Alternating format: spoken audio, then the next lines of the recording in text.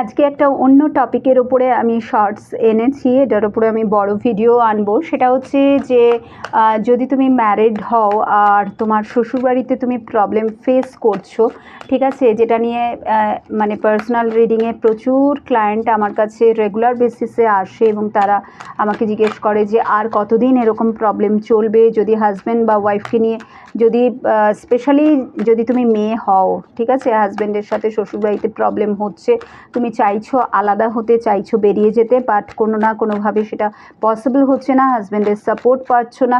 তো এই যে যা যা কিছু তোমার শ্বশুরবাড়িতে তোমাকে প্রবলেম ফেস করতে হচ্ছে, তো এগুলো আর কতদিন পর্যন্ত চলতে পারে চলো দেখে নিচ্ছি কার্ডস কি বলছে এখানে।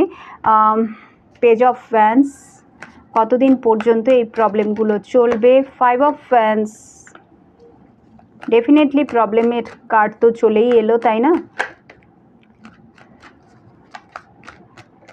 কতদিন পর্যন্ত চলবে? এঞ্জেল প্লিজ গাইড করো যদি এরকম কোনো প্রবলেম তুমি ফেস করছো। High priestess and last card 2 of swords, বটমে এসে গেছে দি লাভার্স, ঠিক আছে, দি লাভার্সের এনার্জি চলে এসছে এখানে, এবং তার নিচে যে কার্ডটা আছে সেটা হচ্ছে ম্যাজিশিয়ান, সো লাভার্সের সাথে ম্যাজিশিয়ানের এনার্জি।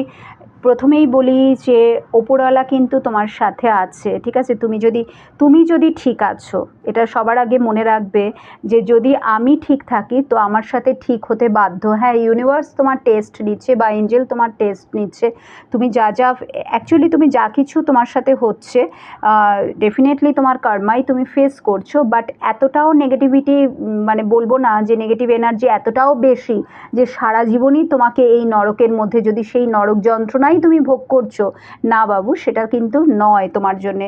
ডেফিনেটলি তোমার লাইফে ম্যাজিক অ্যান্ড মিরাকল তুমি দেখতে পাবে। এই যে আজকে যে তোমার সাথে এরকম করছে, ঠিক আছে, এখানে তোমার শ্বশুরবাড়িতে কোনো লেডি ক্যারেক্টার আছে, তুমি ভালো করে জানো ইনি কে, বা মেলও হতে পারে, যেহেতু এটা জেন্ডার স্পেসিফিক রিডিং নয়।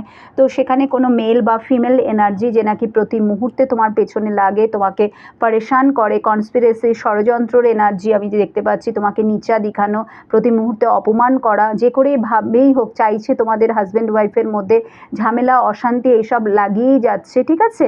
তোমার হাজব্যান্ডের ব্রেন ওয়াশ করছে, তোমার এগেনস্টে বিভিন্ন রকম কথা বলছে।